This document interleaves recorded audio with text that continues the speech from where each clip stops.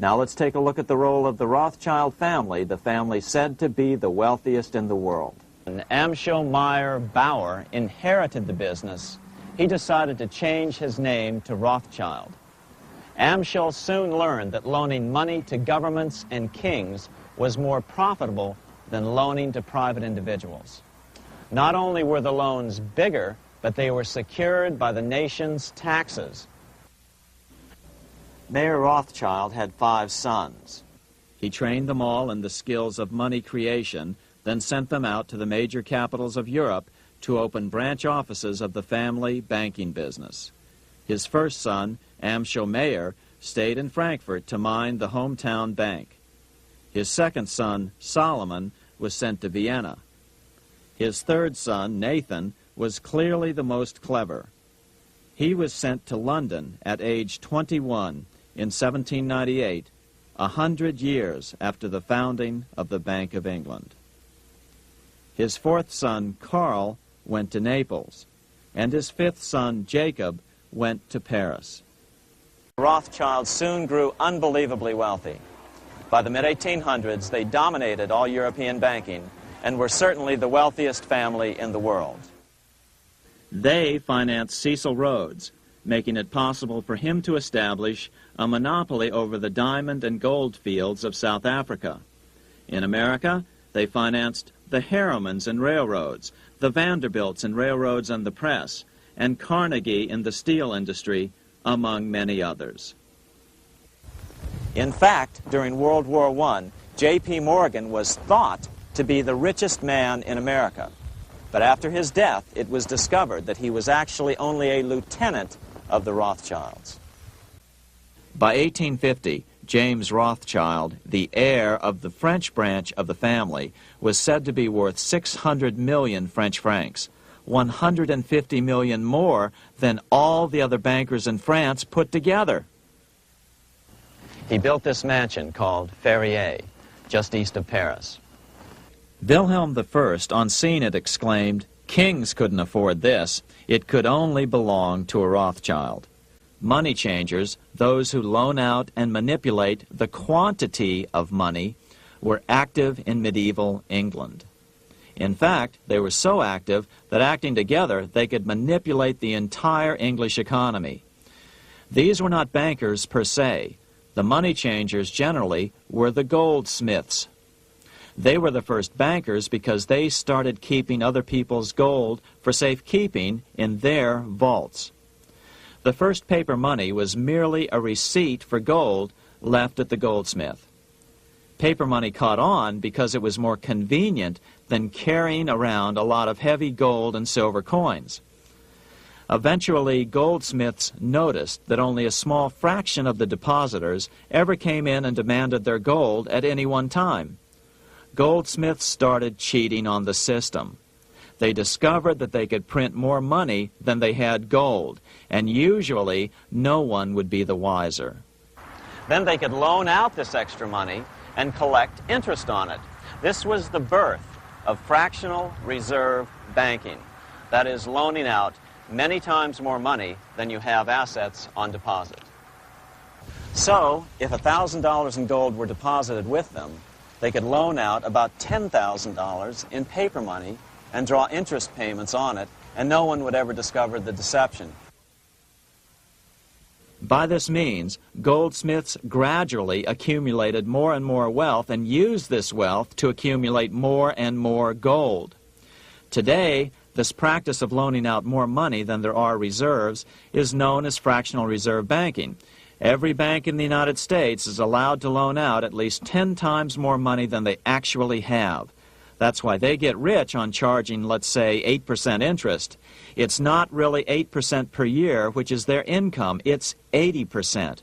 That's why bank buildings are always the largest in town. When Queen Mary's sister, Queen Elizabeth I, took the throne, she was determined to regain control over English money. Her solution was to issue gold and silver coins from the public treasury and take the control over the money supply away from the money changers. Oliver Cromwell finally overthrew King Charles, purged the Parliament, and put the king to death. the money changers were immediately allowed to consolidate their financial power. The result was that for the next 50 years, the money changers plunged Great Britain into a series of costly wars. They took over a square mile of property in the center of London, known as the City of London. This area today is still known as one of the 3 predominant financial centers of the world. By the end of the 1600s, England was in financial ruin. 50 years of more or less continuous wars with France and Holland had exhausted her. Frantic government officials met with the money changers to beg for the loans necessary to pursue their political purposes. The price was high. A government-sanctioned, privately owned bank which could issue money created out of nothing. It was to be the modern world's first privately owned central bank, the Bank of England. Although it was deceptively called the Bank of England to make the general population think it was part of the government, it was not. Like any other private corporation, the Bank of England sold shares to get started. The investors, whose names were never revealed, were supposed to put up £1.25 million British pounds in gold coin to buy their shares in the bank. The bank was duly chartered in 1694 and started out in the business of loaning out several times the money it supposedly had in reserves, all at interest. In exchange, the new bank would loan British politicians as much of the new currency as they wanted, as long as they secured the debt by direct taxation of the British people. So, legalization of the Bank of England amounted to nothing less than legal counterfeiting of a national currency for private gain. Unfortunately, nearly every nation now has a privately controlled central bank using the Bank of England as the basic model. Such is the power of these central banks that they soon take total control over a nation's economy. It soon amounts to nothing but a plutocracy ruled by the rich. The central bank scam is really a hidden tax. The nation sells bonds to the central bank to pay for things it does not have the political will to raise taxes to pay for. But the bonds are purchased with money the central bank creates out of nothing. More money in circulation makes your money worth less. The government gets as much money as it needs, and the people pay for it in inflation. The beauty of the plan is that not one person in 1,000 can figure it out because it's usually hidden behind complex-sounding economics gibberish.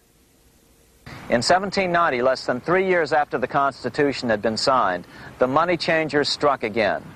The newly appointed first Secretary of the Treasury, Alexander Hamilton, proposed a bill to the Congress calling for a new, privately owned central bank.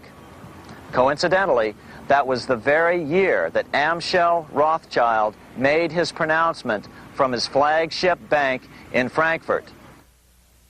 Let me issue and control a nation's money, and I care not who writes the laws. After a year of intense debate, in 1791, Congress passed the bill and gave it a 20-year charter. The new bank was to be called the First Bank of the United States, or BUS. The bank was given a monopoly on printing U.S. currency, even though 80% of its stock would be held by private investors. The other 20% would be purchased by the U.S. government. Like the Bank of England, the name of the Bank of the United States was deliberately chosen to hide the fact that it was privately controlled. And like the Bank of England, the names of the investors in the bank were never revealed. Many years later, it was a common saying that the Rothschilds were the power behind the old Bank of the United States.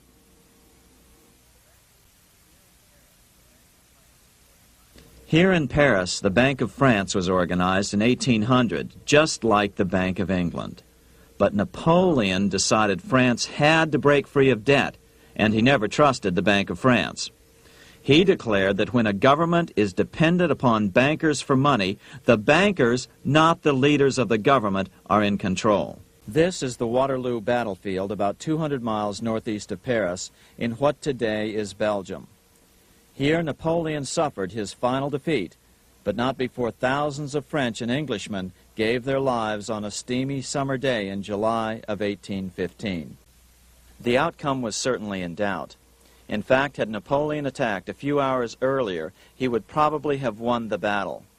But no matter who won or lost, back in London, Nathan Rothschild planned to use the opportunity to try to seize control over the British stock and bond market and possibly even the Bank of England. Rothschild stationed a trusted agent, a man named Rothworth, on the north side of the battlefield, closer to the English Channel. Once the battle had been decided, Rothworth took off for the Channel. He delivered the news to Nathan Rothschild a full 24 hours before Wellington's own courier. Rothschild hurried to the stock market and took up his usual position in front of an ancient pillar. All eyes were on him. The Rothschilds had a legendary communications network. If Wellington had been defeated and Napoleon was loose on the continent again, Britain's financial situation would become grave indeed. Rothschild looked saddened. He stood there motionless, eyes downcast. Then suddenly he began selling. Other nervous investors saw that Rothschild was selling. It could only mean one thing. Napoleon must have won, Wellington must have lost. The market plummeted. Soon everyone was selling their consols, their British government bonds, and prices dropped sharply. But then Rothschild started secretly buying up the consols through his agents for only a fraction of their worth hours before. Myths, legends, you say? 100 years later, the New York Times ran a story which said that Nathan's grandson had attempted to secure a court order to suppress a book with this stock market story in it. The Rothschild family claimed the story was untrue and libelous, but the court denied the Rothschilds' request and ordered the family to pay all court costs. What's even more interesting about this story is that some authors claim that the day after the Battle of Waterloo, in a matter of hours, Nathan Rothschild came to dominate not only the bond market, but the Bank of England as well.